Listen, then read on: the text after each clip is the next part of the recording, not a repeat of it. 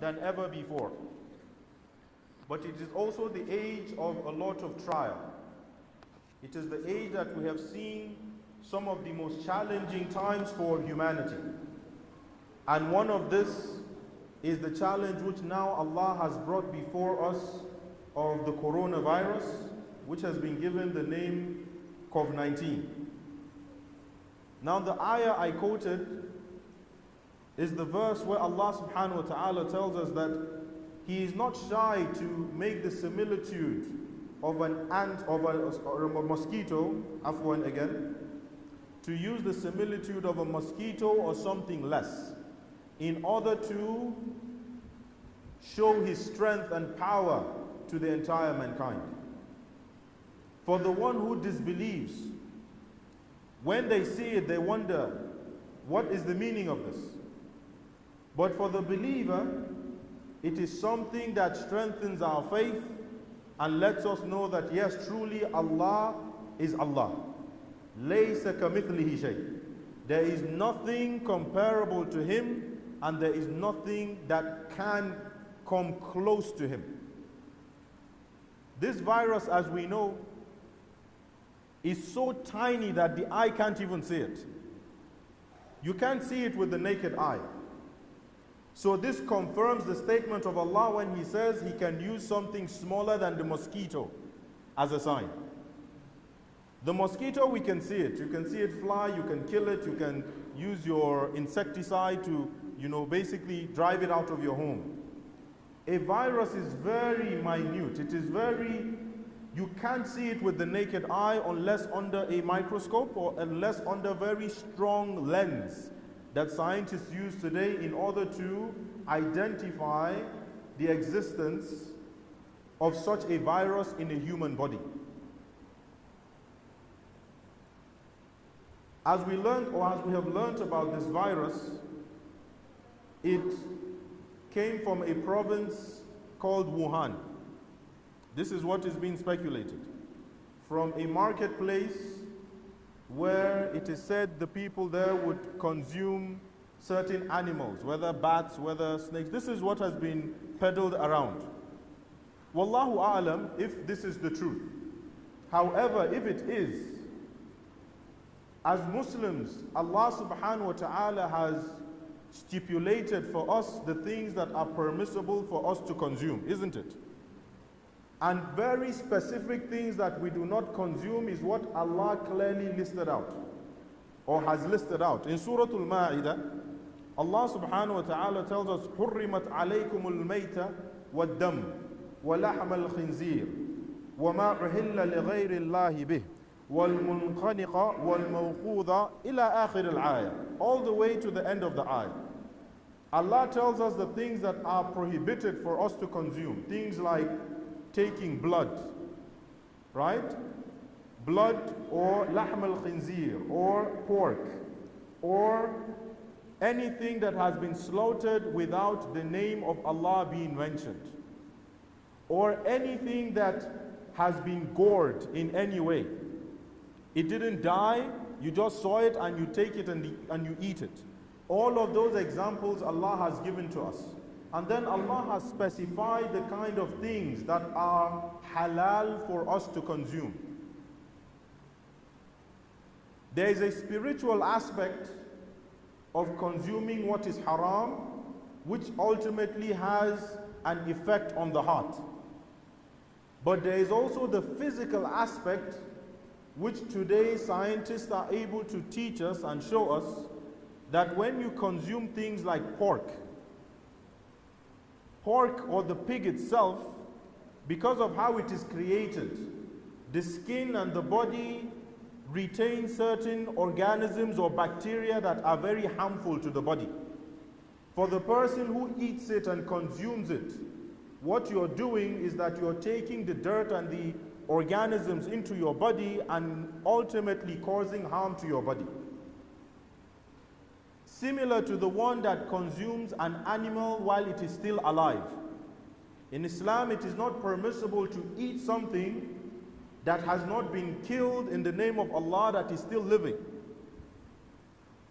The only thing you can eat without saying Bismillah on it and it is still dead, is samak, the fish. With the fish, you take it out of the water, you roast it, khalas, you eat it, it is dead, it is halal. But with meat, it is specific, you must mention the name of Allah before you slaughter and eat it. And even in how you slaughter, there is the manner we must slaughter, which allows the toxins of the blood to come out of the animal you have slaughtered. This is what Islam brings to us. So we're not allowed to eat live animals. We're not allowed to eat animals that have hair or fur the way we do as humans. So watching a group of people consume live bats, or even consume bats, they call them bat soup, or they had things like this, you see the bat with the fangs. Or one that was very disturbing of little rats or mice that were taking, dipped and eating alive. These were all very unusual things for us to see. But it is also clear why Islam stipulates this for us, because of the body itself.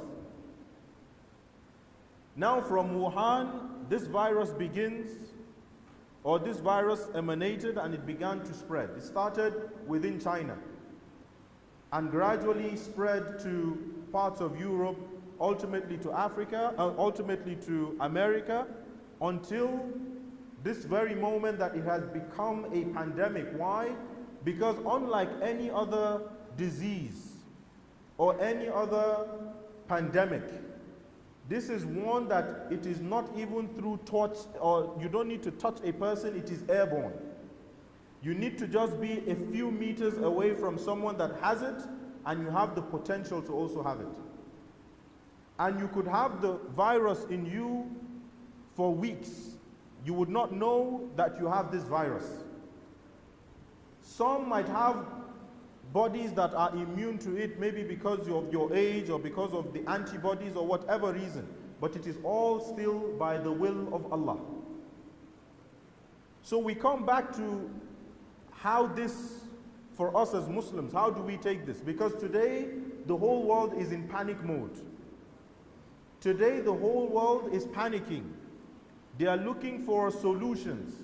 Countries today are giving or putting out bans on other countries to come to them, because these countries today have an outbreak of this virus. It has affected the stock market. It has affected every single thing that we see today in our daily livelihood. But for some of us, it hasn't changed anything. For the believer, it is seen as probably a source of rahmah. Why? The Rasul sallallahu alayhi wasallam had said, whoever dies from a plague, mut shahida. Whoever dies from a plague has died a shaheed. That person has died with shahada. And also, if there is a city where there is an outbreak of a plague, the believer should not leave that city but remain in it. Similar, you should not leave from another to enter the city where there is a plague. These are the teachings of the Nabi sallallahu alayhi wasallam. This is from our sunnah, which today we see being practiced by the world at large. The only difference is that with them they practice it with fear.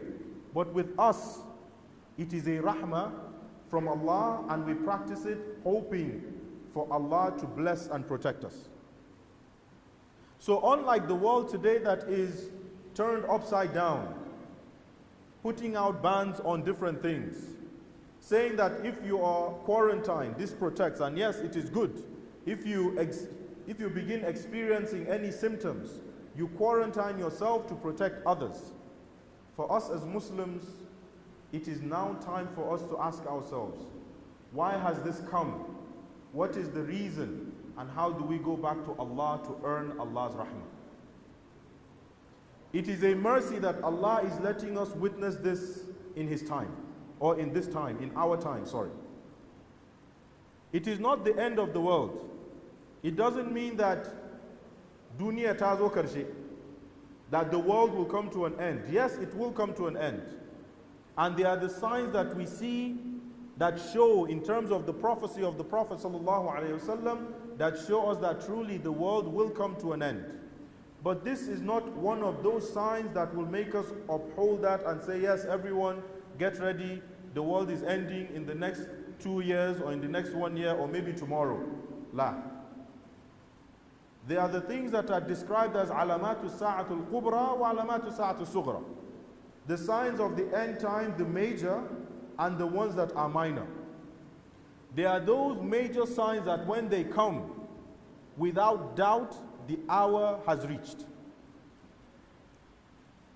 And those signs include things mentioned by the Prophet ﷺ, like the appearance of Ad-Dajjal, physical appearance of Ad-Dajjal.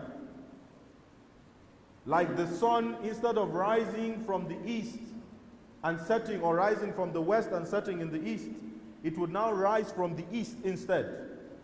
In the narrations of Ibn Kathir, rahimahullah, he says the sun will reach the east and set. And when everyone expects for it to be dark, it remains and then rises back again from the east to the west. There are different narrations or different commentaries regarding this particular hadith. Some scholars have said it is the physical sun rising. Some have said no, it is faith, Islam.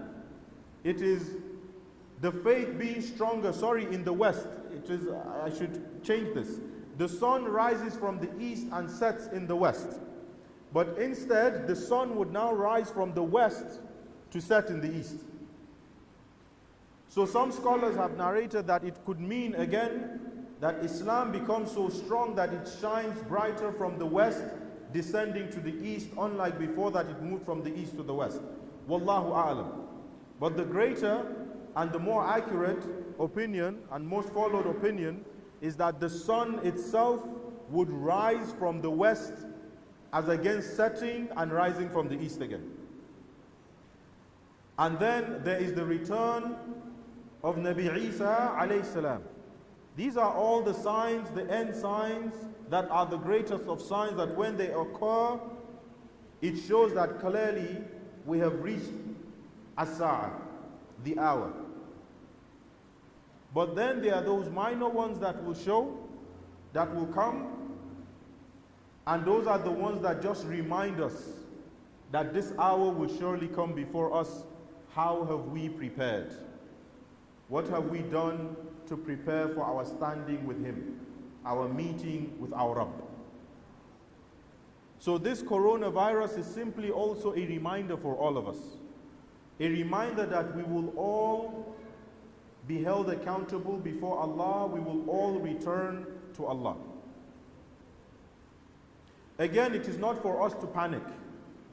It is not for us to tell ourselves that we will do certain things because of what we see in the world. No. But yes, we must take our precautionary measures. So things like washing the hands, which as Muslims we are already accustomed to when we perform wudu. The only difference is, yes, you can use sabun, you can use soap, you can use the sanitizers. This is all good. You can take the necessary measures. It is not wrong. And also to correct the notion of some who feel there is a conspiracy with Saudi Arabia requesting a ban on people coming into the country. It is not wrong. This is from the Sunnah. It is established by the Prophet ﷺ. He has warned us, where there is a plague, do not go into that city. And similar, do not leave that city to go out of it. So this is in line, what they have done is in line with the Sunnah. The only thing is, it is happening in our own lifetime. And that is why it is difficult. It is difficult to see the Kaaba empty, no one performing tawaf. It is difficult to look at it and not feel like, oh Allah, it is because of our sin. Because plague itself, at-ta'un, the plague, it is a punishment. No doubt about it, it is a punishment from Allah. If you look at the tariq, if you look at even the Quran, Allah sent plagues to various nations as punishment. The clearest of examples was the people of Fir'aun. Allah sent a plague upon them as punishment. So the plague itself is a punishment from Allah. As this virus spreads, it is a punishment from Allah for what we have done, for the sins that have been committed, for how man has disobeyed his Rabb. But it is a mercy as well for those who turn back to him and remember him and say, Ya Rabb, we come to you admitting our sin and turning to you because there is none besides you for us to turn to. As much as the world today feels that the scientists will come up with vaccines very soon, if Allah has not guided them to it, they will not find the cure. They will not find the cure. And for those who have not been affected by it, if Allah has not written for them to be affected by it, no matter what happens, it will never come to them. So as believers, how do we address this? How do we learn from what is happening today? And how do we cherish the times that we have so that this, instead of being a source of trauma, instead of being a source of chaos, instead it becomes a source of reflection and repentance. So the very first, which is what I have mentioned, is number one, understanding that this is a punishment and also a rahmah from Allah. This is the first and most important thing that we can take from the existence or from this current crisis we face of the plague as it ravages the entire globe. The second is that it is a time for us to turn to Allah and perform sincere tawbah. Tawbatun nasuh. Sincere tawbah to Allah subhanahu wa ta'ala. Because Allah will not punish a people as long as they are seeking forgiveness from Him. Allah has promised He will not punish a people وَهُمْ يَسْتَغْفِرُونَ as long as they are asking Allah to forgive them. So this is the second most important thing we must learn from this crisis that we see today enveloping the entire world. That we repent to Allah. We ask Allah for forgiveness. Each and every one of us seated here knows what it is we have done or what we have not done that could earn us the wrath of Allah. It is for us to ask Allah sincerely at the times when we're seated alone or even when we're in gatherings. Oh Allah, forgive me for what I have done. Oh Allah, have mercy upon me. Oh Allah, have mercy upon the ummah of Muhammad sallallahu alayhi wasallam. Seek for forgiveness, because that truly is the only way of earning salvation before Allah. The third is to remember Allah fi sabahan wa fi masahan wa fi kulli waqt aw wa fi ayyi waqt. For you to remember Allah in the mornings or in the evenings or at any point in time. Why? Because that could be the last thing you do on the surface of the earth. Remembering Allah as often and as much as possible, especially the du'as that were taught by the Nabi sallallahu alayhi wasallam.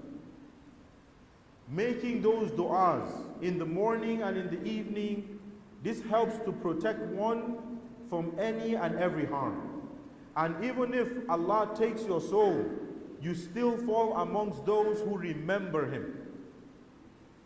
And as Allah states, فَاذْكُرُونِي أَذْكُرْكُمْ. Remember me and I will remember you.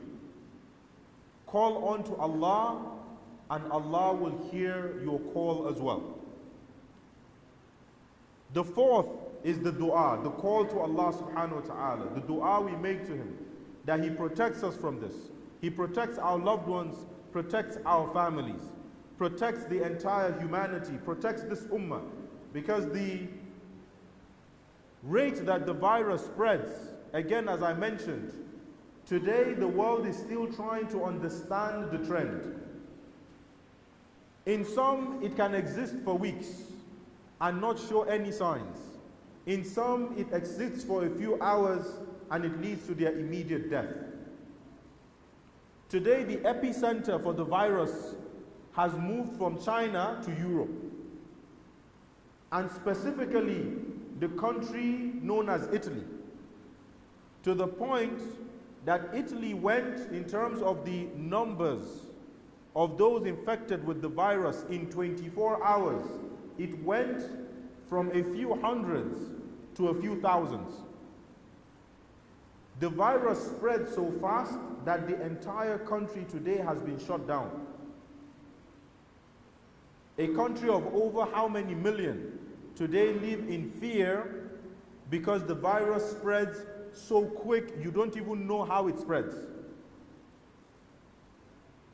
That is why constantly for the believer making the dua, even if it happens, you know that yes, it is Allah that willed it.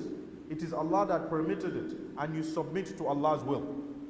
There is no musibah that comes to a person or comes to a people or calamity that comes to a people except Allah has willed it.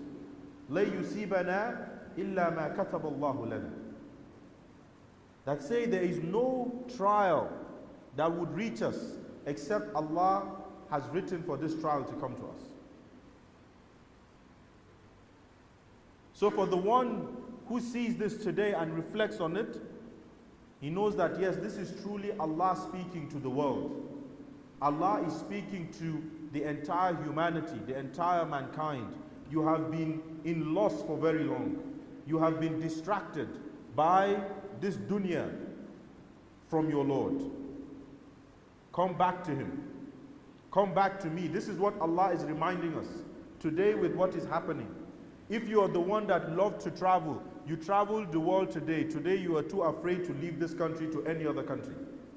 Isn't it? Today they say Nigeria is probably the safest place today than any other part.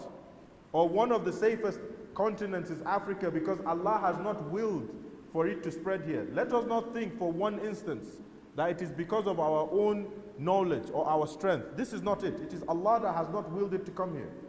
We have taken the necessary steps, yes.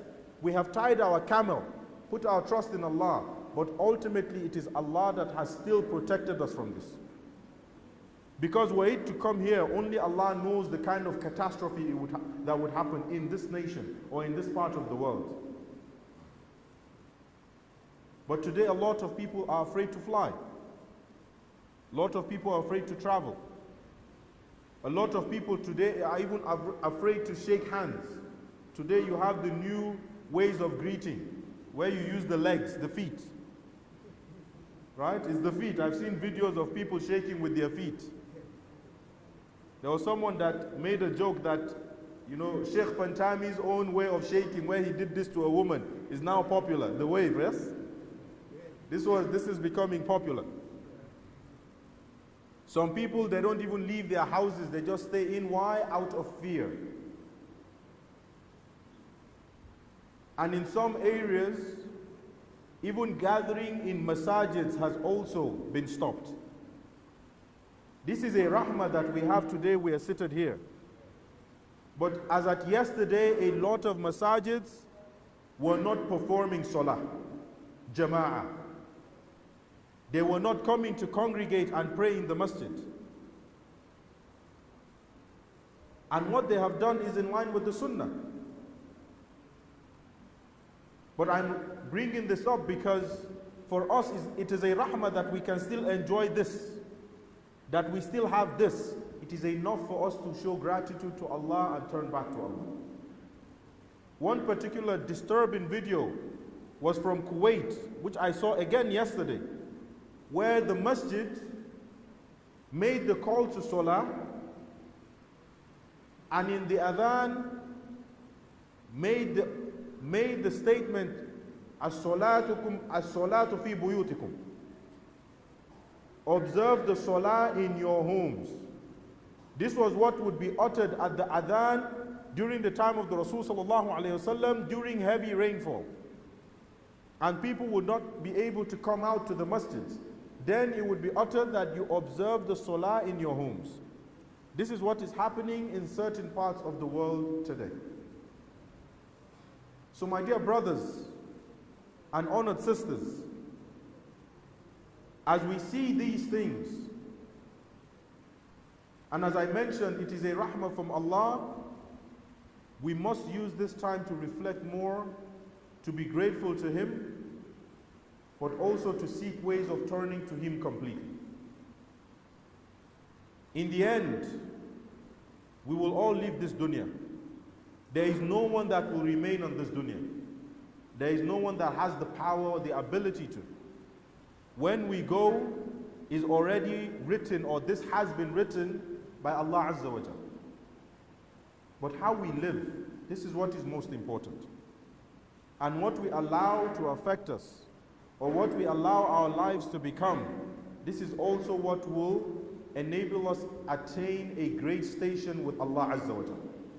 Not your money, not your position, not your power, but the deeds you perform in your lifetime. Which brings me to the fifth affair of what we must continue or build up in this particular times we find ourselves in, and that is the performance of good deeds. Amalu salih, performance of good deeds. We should increase in all the good deeds that we perform in these times that we're in, especially in our sadaqah, our charity, because charity itself prevents harm. Charity, sadaqah, increases wealth. Charity brings blessings to the life of the one who does it. So in this time that we're in, on a daily basis, find out from yourself, ask yourself, have I been charitable today? Have I given something today of what Allah has blessed me with? It doesn't have to be so much money, or even money alone. There are things that Allah has given or bestowed each and every one of us here that we can give for His sake to benefit others or to benefit humanity. It could be the knowledge Allah has blessed you with. It could be a position. It could be an opportunity. It could be the wealth. It could be even the time you spend. These are all things that we can spend for the sake of Allah because it is what Allah has given us. You don't have to be the wealthiest man in the world to give for the sake of Allah. Remember, amongst the things that the Rasul sallallahu alayhi wasallam mentioned that will make a person attain Jannah with ease and attain Allah's blessings, or continuous blessings, تُطْعِمُ الطَّعَامِ, feeding the needy, feeding those who are hungry. Today we have millions who are starving in our nation. For us to feed them, we will earn such a great reward in the sight of Allah. It shouldn't be just in the month of Ramadan. It shouldn't be just when we want to provide iftar or suhoor. Some of us today have the opportunity to feed thousands or even millions, and some might just have the opportunity to feed just a few. No matter the number, do it for the sake of Allah, and you will see how Allah will open doors for you and bless you. But more than that, Allah would use that to protect you from calamities befalling you. A lot of times people don't realize this. The charity we give protects us from certain calamities that we are not aware of. And it protects us from the biggest of all calamities, and that is Jahannam. Jahannam. This is the greatest of calamity. It is not a thing of calamity to lose money. It is not a thing that you say, yes, it might form part of it. It is musibah. You lose a lot of money. You lose position. You lose a loved one. This is considered as calamity. But the greatest of calamity is for one to be thrown into Jahannam. وَإِيَاذُ بِاللَّهِ, may Allah protect us from it. This is the greatest of calamities. And so the one who gives sadaqah continuously and is consistent in it and does it only for the sake of Allah, gives the sadaqah only for the sake of Allah, that person is protecting themselves from the greatest calamity, and that is Jahannam. وَإِيَاذُ بِاللَّهِ. So increasing in good deeds, especially in charity, this is part of what we must do in these times that we're in of today. In the situation we find ourselves of today, in the difficulty that we are facing, this is how we will earn the rahmah of Allah. A sixth issue or a sixth act which I would encourage us all to perform. And I'm going to start first. I want to take this first from the spiritual side before we go into the physical. We should endeavor to become more, or we should be closer to the Quran than ever before in these times. Constantly reciting the Quran, or this you can say falls under dhikr, remembrance of Allah. But I brought tilawatul Quran, recitation of the Quran, separate. Why? Because the Quran itself, as the final message from Allah Azza wa Jal, is a cure for everything. It has a cure for everything. And one of the greatest cures it gives to the heart is anxiety. Anxiety is what even takes the life of a person before what they are afraid of comes to them.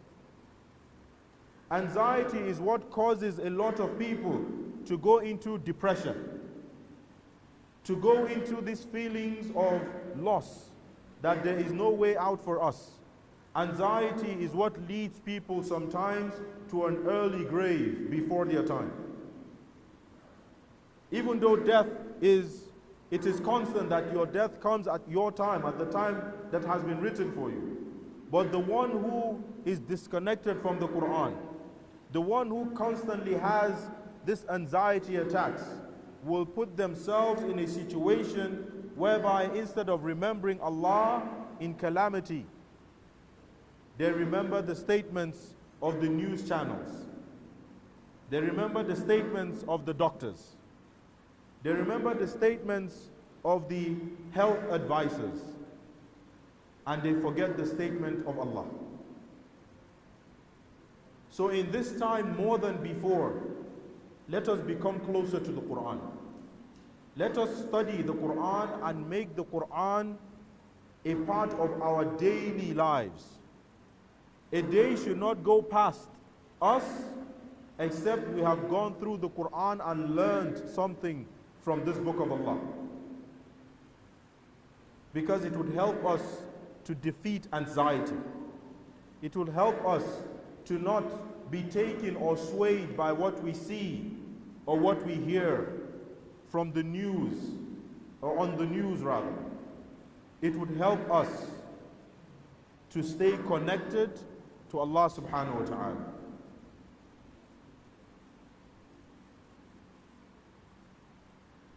Again, earlier, and every day following the news and seeing the trends and seeing what is happening.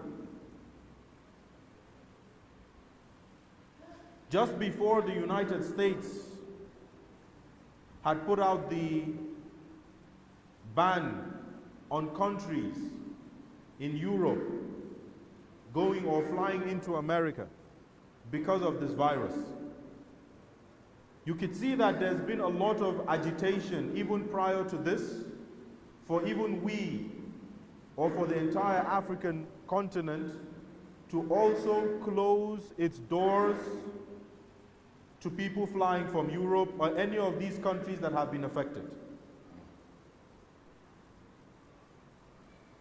Us closing our borders or stopping people from flying, again, as I stated, this is from the Sunnah. It is established. Where it is done, it is for our own good. But more than that, is also the effort we make to preserve the lives of those who are already infected with this ailment. Because for a lot of them, it is not their fault. For a lot of them, it has happened in the location they are in. It is how Allah has willed it. So it's not to see them as things that should be, or as individuals that are so corrupt that if they come in our midst, they will completely change and they would cause us to be like them. So what happens is, instead of empathizing with them, you begin to look at them as different. In Islam, when we see such calamities, how we must reflect on it is empathy. but not as different. Different in a bad way, in a negative way. In a way of, look, you are all, those coming from here are like this, so you are different. So we do not empathize with you. We do not consider your condition as something that we should feel sorry for you or feel bad about it. Instead, don't come here and contaminate us, which is not what the Sunnah establishes. When countries begin to do this, you begin to build walls, you begin to cause people to feel like the ailment that they have is as a result of something that they have done. Then you kill them before the ailment kills them. For us as Muslims, we empathize with the world. We do not gloat when we are not stricken by it. Again, as I stated, it is as Allah has willed, and that is why you still have certain parts of the world that the spread of the virus is so minimal, it is almost like it is non-existent. But when you see the damage that it is causing to the lives of others, as a Muslim we empathize and we pray for Allah to bring ease to them. And finally, for our own hygiene, what should we do personally in this situation apart from the spiritual side? Yes, we've been requested to maintain very good hygiene in terms of constantly washing our hands. And as I began on that particular note, we are already accustomed to performing wudu. We're accustomed to using water at every point in time, because this is cleanliness. And an-nadafa min al-iman. Cleanliness is part of iman. Water itself serves as a very good means of protecting one from this ailment, or from it being ingested or spreading from one host to the other. Because the virus itself requires a host to survive. If it doesn't find a body or a host to survive in, it dies or it withers off. So constantly staying with water or washing yourselves or constantly performing wudu, this is very good. This is one of the best means physically to protect oneself from this. Quarantining yourself, if you suspect you have it, is also as important. Knowing those areas that carry out tests, if a person has been identified that they have the symptoms of it, is also important. In this part of the world, yes, Allah has been merciful to us that the cases that have been found after undergoing the series of tests and being quarantined, it's been found negative. However, don't let your guard down. We shouldn't relax or think of ourselves that, oh, it dies on the African sun. A lot of insinuation has gone around that if it enters Nigeria, it will die. Don't even tell yourself that. People began to make statements, oh, Ebola came, it died. This virus will come and also die.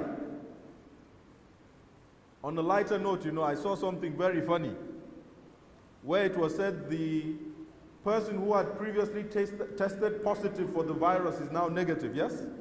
They tested him again, and he became negative, which meant that the virus had died in his stream. And someone posted that, well, in Nigeria, everything dies. Dreams die in Nigeria, so viruses naturally would die as well. Wa'iyadhu billah. It's not something to joke about, right? The virus is serious. It's a serious virus. So it's not something to joke about. But still, us finding ourselves here, it is enough for us to thank Allah and know that yes, we must always continue to be cautious. So if you don't need to travel, for a lot of people who travel a lot, if you don't need to travel now, it is not a very pertinent trip you must make, please remain. Stay in your home, stay where it's safe. Again, this is another way of preventing the spread of the disease or of the virus itself. Also important is, as you stay in your homes, have as much of the disinfectants today that exist that kill germs. Use these on surfaces that you constantly make use of. Surfaces that you constantly visit. Use these disinfectants to clean such areas. Those that are pure and those that do not cause any harm.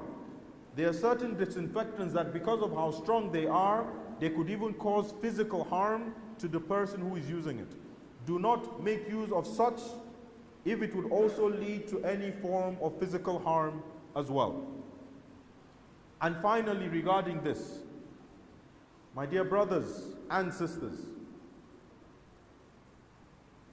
we must strive our best when this begins to, and I pray it never happens within our own communities, but if it does, then we must begin to limit or reduce participation in crowded areas. I pray it never gets to that for us in this part of the world. I pray that Allah still gives us this blessing of being able to come out to pray in the masjid, to observe Jum'ah, to be in our congregation, especially as Ramadan is coming. Ramadan is a time where we all come out to seek Allah's rahmah, and we come out in large numbers. I pray that Allah still blesses us with this ni'mah, that we do not have to begin to reduce our numbers and our gatherings in congregations. However, if that time ever comes, it is not a sign of weakness of Iman. It is not a sign that you do not have the strength, that you are a stronger believer. No. Do what is right to protect yourself and protect others as well. And ultimately, may Allah subhanahu wa ta'ala protect us and protect our loved ones. May Allah subhanahu wa ta'ala make this plague to be one that turns us to Him, and may He accept our repentance to Him. May all those that have been afflicted by this plague from amongst the believers, may Allah heal them and may Allah protect them. For all those that have left this world as a result of this plague, may Allah subhanahu wa ta'ala grant them the death of the shaheed. May Allah subhanahu wa ta'ala protect us and protect our loved ones. And for the entire world, the entire humanity, as believers, we never gloat at the downfall or calamity that befalls any other person or any other being. It is not a sign of belief in us. It is not a sign of Iman. Today the world is facing the calamity it is facing. We are all facing this same calamity as well. As believers, we empathize with them, and we pray that Allah uses this as a means of guiding them to Islam. May Allah forgive us all and have mercy upon us all, and may He guide our leaders and guide us all as followers as well. The Mu'adhin has arrived and he will make the adhan, after which we will take a few questions inshallah before we observe Salatul Isha. Wassalamu alaikum wa rahmatullah.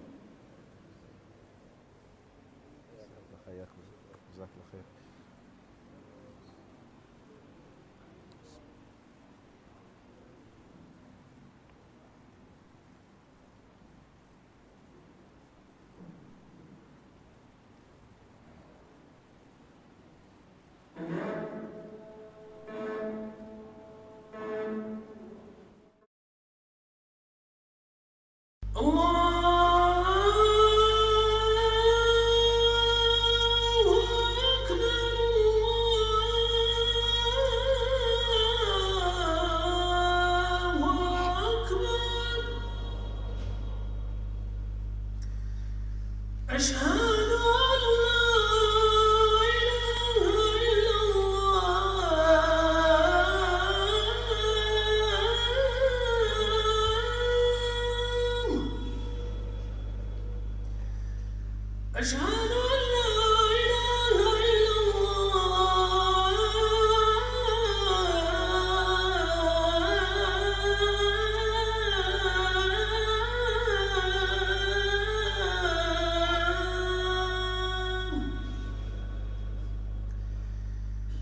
أشهد أن محمد رسول الله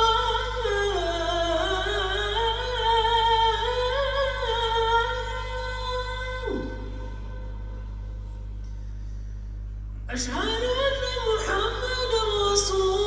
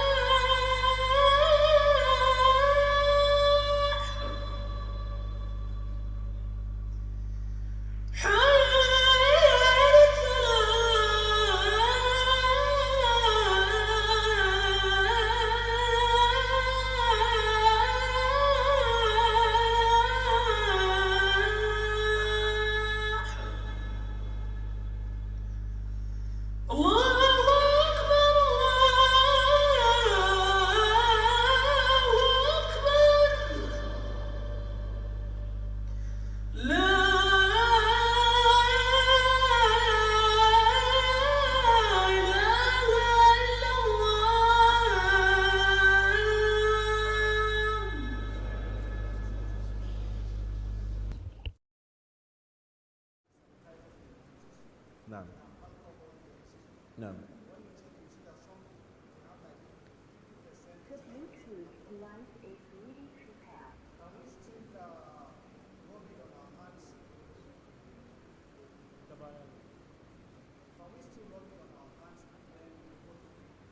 Okay, so the question is regarding the use of hand sanitizers and how a few of these hand sanitizers have alcohol content. Is it permissible to use them and still observe the salah with them? The alcohol in these hand sanitizers are alcohol based on their composition, organic composition, where you have carbon and hydrogen mixed. So they come from that family of ethanol, alcohol, and all of that. It is permissible for you to use it and still observe salah because it is not the alcohol that is described as khamr, which intoxicates. And where khamr itself is prohibited is when it is intoxicated. When it is consumed, that it intoxicates. This is where it is prohibited. You are not to drink khamr. It is prohibited for you to drink alcohol, right? Also, it doesn't mean you should take a bottle of beer now and pour it on your body because it's prohibited. No. But I'm trying to describe that the real prohibition is in consuming. But when it comes to the hand sanitizers, it's not the kind of alcohol of consumption. So when you use it on your hands, khalas, you can pray with it. It's similar to perfume. When you spray certain perfumes that have such alcohol content, which is not the one of consumption, then you can still observe your salah with it as well. Wallahu ta'ala a'la wa a'lam. Shaykhna. Wa alaykum salam. Okay, do you want to pass? No. No?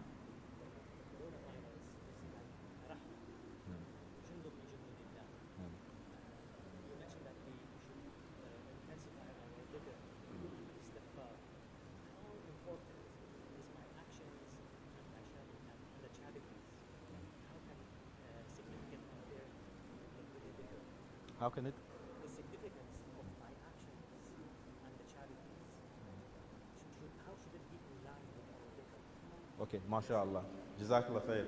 So the question is, when I was making the presentation, I spoke about doing good deeds, making istighfar, making dua. So how do our actions and also the charity also align with the dhikr that we do to protect us from the virus itself? because the virus can be a rahmah for the believer. You see, for us as believers, we learn that what we perform, our actions, have repercussions or recompense. When I say repercussions, if it is bad, there is a repercussion for it. And if it is good, there is recompense for it. The recompense is when something good comes to that person, either in this world or in the hereafter. And so when you are making dua, or when you are remembering Allah, but your actions are completely opposite of the one who you are remembering, what He has commanded you to do, then in essence, what you're doing is drawing His anger and His punishment. I'll give a very typical example. During the life of the Rasul sallallahu alayhi wasallam, there was a man known as Alqamah. Now Alqamah, he was said he was very good, he was very righteous, he prayed, he remembered Allah, this and that. But one singular deed he was doing prevented him from uttering kalimat shahada. Who can remember what it was? It was an action. What was it? He was disrespectful to his mother. He was disrespectful to his mother, and his mother became unhappy. And because of that, on his deathbed, he was prevented from uttering kalimat shahada. Can you see how action, right, has been distinguished from his remembrance of Allah? But at the point that his mother uttered the words that she had forgiven him, when the Rasul asked a few companions to go to his home and get him to utter the shahada, just before they reached his door, they were hearing him uttering the shahada, and Allah took his life. So our actions are as important when it comes to this trial that we are facing today as us making dua or us remembering Allah subhanahu wa ta'ala. May Allah subhanahu wa ta'ala protect us and perfect our actions as well. Now, one more, last question inshallah. Thank you.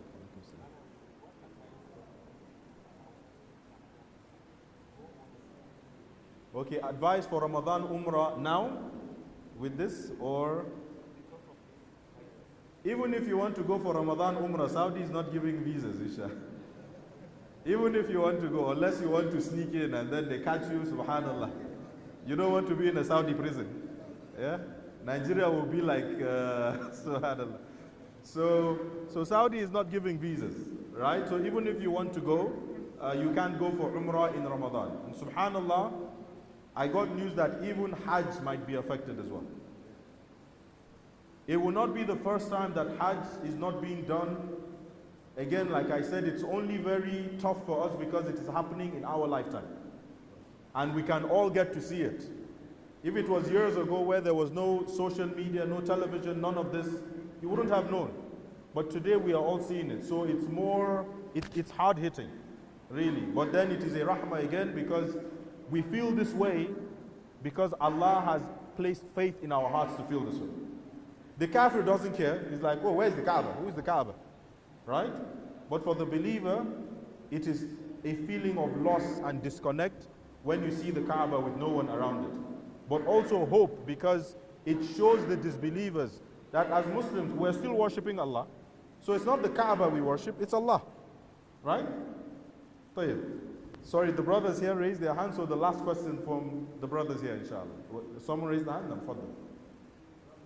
Wa alaikum salam.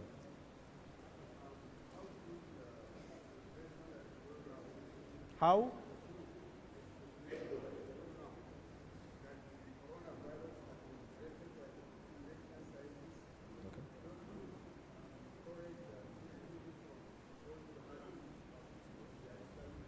Okay. Okay, so stated on the brother mentioned about the rumor, or what is being pushed out there now, that the coronavirus was created by US scientists in order to prevent people from going for Hajj. I don't think that was it, yeah, but yes, this rumor exists that it is biological warfare. It is something that has been created by people to destroy another set of people.